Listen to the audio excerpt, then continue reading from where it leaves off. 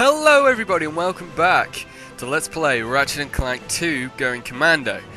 My name is Hal, and in the last episode we finished off Uzla to the best of our ability, best we can for the moment. I should probably apologise, my hay fever's playing up a little bit, so I'm a bit sniffly. But today we are blasting off in our awesome, cool... I love the ship in Ratchet Clank in 2 and 3. We're blasting off to Maktar Resort in the Maktar Nebula. Yeah. Oh yeah. Oh, hello.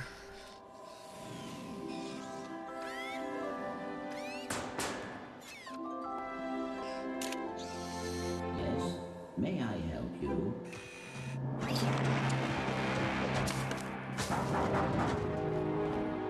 I said.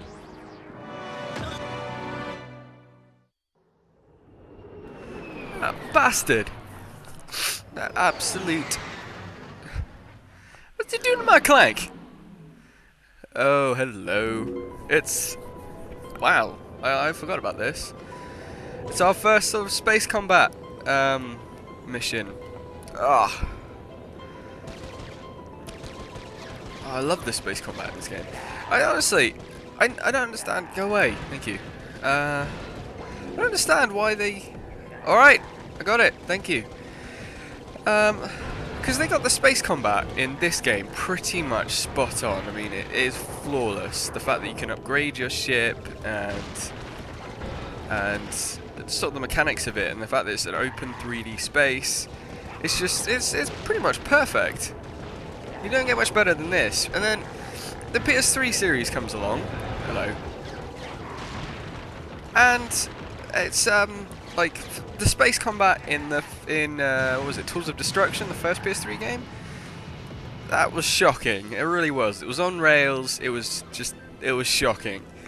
I mean, this isn't that different from the one in the first Ratchet Clank game. I mean, that was sort of, you had full 360 movement, or no, not 360. Three-dimensional movement. That's what I'm looking for. Hello. How many have we got left? 3. And then you had the sort of the two-dimensional movement of ooh, I've got a partial shield. In how was it? Cracking Time. Cracking Time. Yeah. I just don't understand. Like, they had the ship combat in those. It's better in Cracking Time, but as I said, it's still two-dimensional, and it's a bit. Well, you know, they were doing it better back in the PS2 game, so it doesn't make any sense. Doesn't make sense whatsoever. But I do love it. The ship combat in this game. Ah, where are they? Do all of the spinning. Whoa! Don't crash into the meteors. Let's get some distance and turn around and see if we can see them. That's what we want to see. It is badass, and I love the way that you can upgrade your ship. You can add missiles, weapons, and boosters, and even a bloody jump drive. 2. Oh no, 7. I'm looking at the waves. Ah! Stop blasting my shield. There's another one. Come on. Wait, do I have rockets, don't I? There we go. I forgot I had those. Dead! There we go. And that's it. Now we don't come back to this this one. It's sort of like a teaser one for later, but there are a couple of 3 other ship combat levels, I think, that you can actually revisit, and there are other challenges and stuff like that. But that's that for now, and here we are in Maktar Nebula. Yay! Ratchet looking like, what the hell's going on? And isn't this a nice place? I like this level. I do like this level. Let's see if we can get a new... Let's get the chopper, because I like the chopper. And there's no cutscene. They've taken out the cutscenes when you get the new weapons, but I think that's because there's quite a few new weapons. And And it's the introduction of the chicken bots as well. These are it's like a running theme in this game, the chicken bots. Recurring enemy. Right. Now, you'd expect to go that way, but because I want to try and do this game chronologically, we are going to go that way. Because that's... what am I doing? That's what I want to do. Yeah, the crouch button has changed with the introduction of strafing. It's going to take a while just to get used to that, but it's L1 instead of R1, sorry, instead of R2 to crouch and... Go away, don't beam light at me. I don't like it. I gotta love the chopper. What the hell are you doing behind that crate? Aw, I was hoping to get the crate and explode it. But we are heading towards that sort of arrangement over there, where there's a limo. That's a limo, isn't it? There's no way of disguising it as a ship. That is a limo. But there's a blockage, and we can't get past said blockage without the tractor beam. Whee! That was fun. An inspector bot. Hello. Now, what are you doing? It reminds me of Wally a little bit. I don't know why. It's probably just the face. Access denied. Only Inspector Bot personnel permitted. Yeah, so we have to use our friend here. I always, as a kid, used to think that was Inspector Bob. This guy is called Inspector Bob, but then I realised, hang on, it's a robot. And it says there, Inspector Bob. I was a bit of a dumb child, really. So now we have a bomb, a big, badass bomb. Let's get rid of these first. So we're not distracted by said chicken bots when trying to move the bomb. Get out of here, right? Oh, hello, Inspector Bob. I'll call him Inspector Bob just for nostalgia's sake. So I want the tractor beam back out. Looks a bit like it reminds me like a front of a tractor or something. Like a classical tractor. Like, you know the one Willy drives in The Simpsons? It looks a bit like that. That's going to start its countdown. Ah! Shh! Oh, I forgot to press circle again. Oh. Yeah, word of the wise, you don't have to hold circle. I remember that's a habit I used to have. I used to hold circle. But you don't, you just press it and then toggle it on and off. Ah! Hello! I don't want the tractor beam. Oh dear, that's not good. Oh no, it's gotten through. There we go. Yeah, I've got a feeling I'm going to do a lot better with the combat in this game. I haven't even been using strafing that much this level. Later on, strafing does come in handy. It's just imperative, really, that you use it. Now, we have this sort of arrangement here, and up there is another one of those locks. So what we want to do is, if we get Inspector Bob, and he gets into this sort of catapult. So you want... Well, that's just done it there.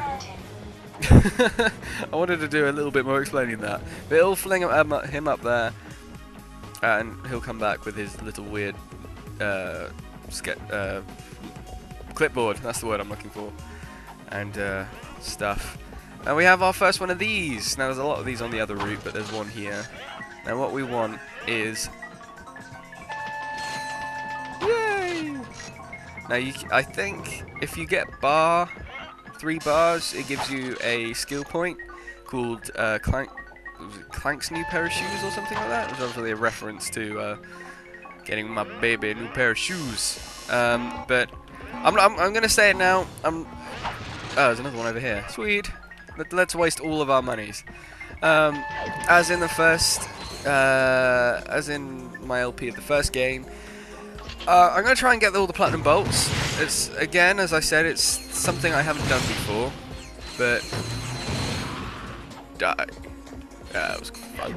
But I'm going to try. I might use guides and stuff like that, just so I've hello, we've got another one of these blast doors that we need a bomb for. This is where not having to press circle comes in handy. We've got to jump back over this when we get back. I want to get the bomb. Yeah, I am going to try and get all of the platinum bolts, but I'm not going to bother with the skill points because some of them are ridiculous. I think Like I said, I think I'm going to try and get all the special bolts, because I know they've got different names in different games. When I LP each game. It's going to be difficult with Ratchet Clank 3 because there's a handful of bolts that you get from the action comic thing. The sort of side-scrolling mini-game. That was fun. And I've never done any of that. But anyway, moving on, I'll come back to that thought sometime later. Here we are outside here, and there's these weird sort of glowing, look a bit like robotic squids or something, tethers to this sort of shield area. Now, I'll get all these bolts first, but what we need to do, daylight. Don't you be broadcasting? Broadcasting not the right word, you don't broadcast light. I don't want you shining light on my general area, on my shenanigans. I don't want anyone to know I've been here! It's a bat symbol or something. Or a Lombax man symbol. Anyway, same sort of thing as the Inspector Bob. Oh look, it's those ships. Oh, it's disappeared. Yeah, the ship background ships are the same as in first Ratchet and Clank. But yeah, same principle as Mr. Bob. Don't overshoot it. We'll try not to overshoot it. It's catapulting these bombs, like so. I think the higher ones. Oh, that was the right height, but I was in the wrong angle. The higher ones, might as well just go back as far as you can. There's only 4. This is a nice little challenge, but there's nothing really challenging about it, except when you get it wrong. Well, that guy's just right there, so that should do it. Nope, not quite. Bit more. Yep. Nope, bit more. Nothing challenging about it. Being outsmarted by a simple challenge. Simple puzzle. This is not good. Go on, go on, go on. Damn it! This is embarrassing. There we go. Right, and that one's up high, so we'll just whip it back. Damn, I missed. Alright, so I got it. Yay! And with those things destroyed, the force field is down. A weird bridge thing extends from over there, and we get to set foot in this weird thing. This limo. Sabotage the thugs for less jamming race. That's what we're going to do today. And why I said we'd do it like in a chronological order is because Mr. What's-his-name, Fizzwidget, told us about this in the last episode. On the last level. I think it was 2 episodes ago, but it was on the last level. So, I want to do this one now. Now, first things first, you need to jump on top of the limo, jump on its engine if you can, because it's a bit tricky, and then up here, there's a launch pad, and there's platinum bolt number 1. Simple as that. Nice and easy. So yeah, this is the first sort of this is something that is revisited quite extensively in Ratchet Clank 3. I think Ratchet Clank 3 is a bit of a clone of Ratchet Clank 2. That's why I don't like it as much. I think. But the first, well, look at it. It's sort of like a fully rendered 3D world, that you little moonlet kind of thing. I think it's awesome, these things. But yeah, they're extensively visited in Ratchet Clank 3. They don't make a return in Deadlock and Gladiator, or Deadlock / Gladiator, or whatever you want to call it. Where am I going? There we are. As far as I remember, I think I might be wrong. I'm not sure. I don't think they do. So yeah, what we want to do is to crank these bolts up to expose the rods, hit them once with a wrench, and that's that done. So we've got 5 more of those to do. But yeah, they don't make a return in Deadlock Gladiator. I don't think they make a return in Tools of Destruction, as far as I'm aware.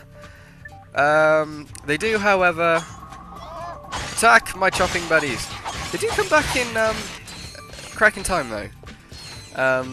A lot, actually. A lot. Come on, there we go. Ah! Come on, Ratchet, there we go. Yeah, I mean, well, with the space exploration and landing on the little moons to get Zoni, whatever they're called. Yeah, they do make a more extensive return, actually. But I just love these. I love the idea of these. And I love this sort of something like a concept. I think it was in for the 3rd game, based on this, with a sort of like gravity boot mini versions of these where they're sort of the size of tiny little globes, the size of like Ratchet, just a little bit bigger than Ratchet, that you'd spin around like this, but they scrapped it because it'd be too disorientating. Right, now where are we headed? Let's go here first, up here. That'll do. Now we've got some chicken butts, which are never an issue. Let's get the Lancer out to deal with these nice and easily. Go on. The Ratchet's actually... the Ratchet? No, I'm Ratchet. The Lancer's nearly upgraded as well. Of course, this is the first game where weapon upgrading... So it's almost like an RPG element, really. Where you, your weapons level up and get upgraded. Ah, hello! Die, evil spider bot. Alright, I'm going to deal with these via this way. Yeah. Oh, that didn't work. There we go. Oh, of course, your bullets are affected by gravity with the roundness. But yeah, it's almost like an RPG element where you sort of, the more you use a weapon, the more it upgrades. And more powerful. It's only got 1 upgrade and then 2 more after you beat the game. Sort of like an Omega option, like the gold weapon in this game. So once the Lance is upgraded, it won't upgrade again. But and then in later games, there's more and more. I'm gonna fall down here and jump over here. There's like Ratchet Clank 3. There's 5 versions of a weapon, which I thought was good. That's the one thing I liked about Ratchet Clank 3. The upgrade, the improved upgrade system. Ow, that hurt. Yeah, that's sort of like, and then it got even ridiculous in, because it went up to level 10 or level 9, including the post-game upgrade in Ratchet Clank 3, and then Deadlocked and went to level 99. Deadlocked kind of took it a bit too far, but that's what Deadlocked does, really. It was sort of Ratchet Clank on speed. And then, of course, I think it went back down to 10 again in the future series. That was good, that was good. But, of course, it all... Oh, I messed that up. Of course, it all started in Ratchet Clank 2 with the first sort of experience-based, upgraded weapons and whatnot. We're actually taking quite a few bits of damage. Now, this is the fun thing where you can... Is it here you can land on this? No, it's not. Sweet Mother of God, where are you? There we go. That was simple enough. There's one of these where you can launch yourself up and actually land on the... Yay! I was such a dorky kid, I just used to love standing up here. In fact, it gets even better if we go over here and crank it up. I don't know, it's not really a glitch, it's just a bit of goofiness, I think. I wouldn't really count it as a glitch. But we raise the tower, if we were to raise the tower and then blast back up. I can't reach it doing this, but hang on. And then do this. Stand in the light. And then whoop. Come on. Just blow it up like that for no apparent reason. Right, so where's the last one? It's this way, isn't it? There it is. How do we get up there? How do we get up there? It's a good question. Oh, that way. Okay, so we need to be there. Now where are we? Simple enough. Right, let's head this way. And there we go. Jump down. Of course, as I said in the first game as well, I mean, I'm going to spend the sort of first couple of levels worth of episodes, the first sort of like 10 episodes, talking about the upgrades from Ratchet Clank 2. I didn't really get a chance to in the last level, did I? The last couple of episodes. This is the first game with armor. Now, armor is... Oh! I wish I could have done like a Comet Strike or whatever it's called when you sort of do the... Like, what's it called? When you sort of come down with the... I can't remember. Meteor Strike or something. Anyway, yeah, this is the first armor which has become quite an integral mechanic in the Ratchet Clank series. It first started here with this little green number, And of course we've got sort of a renovated OT mask from the beginning. But that's it.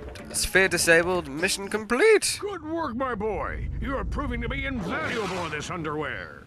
In this underwear. Anywho, it appears the thief is now under the protection of thugs for less. But I may have found a way for you to insinuate their operation. Is it dangerous? No. Actually, yes, it is. Good. Take a look at this. The wind in your hair, the sun on your skin, the bugs in your teeth. We are the Desert Riders. Before I became a desert rider, I didn't fit in anywheres. I had low self-esteem, bad breath, and a thing for ladies' undergarments. But these guys understand me. They really do.